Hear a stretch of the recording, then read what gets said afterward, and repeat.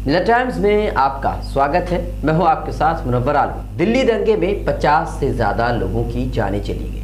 400 के करीब दुकानों को जलाकर पूरी तरह से राख कर दिया। 300 से ज़्यादा मकान भी जलकर पूरी तरह से राख हो गए।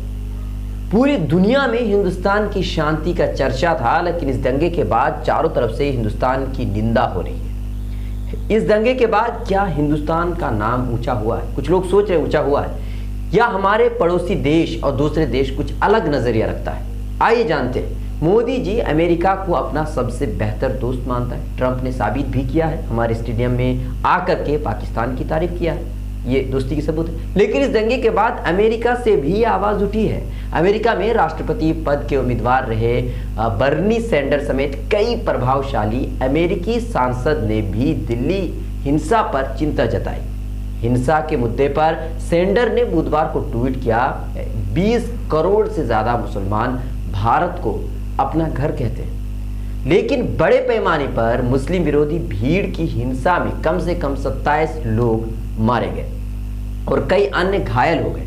ट्रंप ने यह कहकर जवाब दिया है कि भारत का अंदरूनी मामला है, पर यह मानव अधिकारों पर जो निगरानी रखता है उसकी नाकामी है। हालांकि ये ट्वीट 26 फरवरी का है, इसी वजह से उन्होंने 27 लोग मारे जाने की बात की है। अब तक 50 से ज्यादा लोगों की जानें जा चुकी है।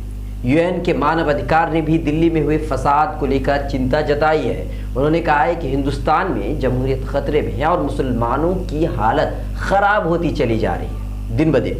इसके अलावा OIC ने भी इस पर चिंता जताते हुए लिखा है कि वो भारत में मुसलमानों के खिलाफ हालिया और भयावह हिंसा की निंदा करता है। OIC ने अपने बयान में यह भी कहा है कि हिंसा की वजह से निर्दोष लोग मारे जा रहे हैं। मस्जिदों और मुसलमानों की संपत्ति की आगजनी की जा रही है। तोड़फोड़ भी यहाँ पर हुई है।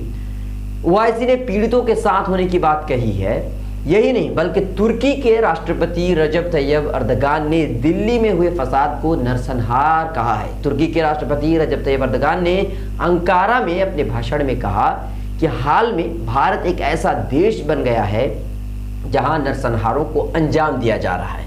उन्होंने सवाल किया कि किसका नरसंहार?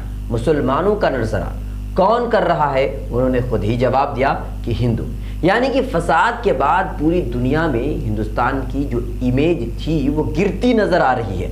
अमेरिकी संसद से लेकर के बर्तानिया की संसद तक सिटीजनशिप अमेंडमेंट एक्ट के खिलाफ और दिल्ली में हुए फसाद के खिलाफ आवाज उठती नजर आ रही है। और तो और जिस देश का नाम लेने से लोग दहशतगर्द करार देते हैं, उस देश के PM ने भी हिंदुस्तान में हुए फसाद को लेकर बहुत बड़ा आरोप लगाया है, यानी पाकिस्तान के प्रधानमंत्री इमरान खान ने बीजेपी और RSS को दिल्ली फसाद का जिम्मेदार बताया। बीजेपी पर मुसलमानों को टारगेट करने और भेदभाव करने का आरोप भी लगाया और साथ ही साथ इंटरनेशनल कम्युनिटी से यह अपील भी की है कि हिंदुस्तानी मुसलमानों की हिफाजत करें। इसके अलावा एक और ट्वीट उन्होंने की है और अपने देश के नागरिकों को आगाह किया है, डराया धमकाया है कि पाकिस्तान में रह रहे नॉन मुस्लिमों की हिफाजत करें। अगर कोई उनकी इबादत गाह यानी कि मस्जिद मंदिर वगैरह को उन्हें टारगेट करता पाया गया तो उसकी खैर नहीं है। हिंदुस्तान में हुए दंगे को लेकर बाहरी देश की सोच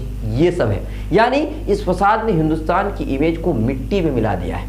मोदी जी देश की तारीफ करते भी नहीं थकते, साथ ही साथ बर्बाद करने में भी कोई कसर नहीं छोड़ते हैं।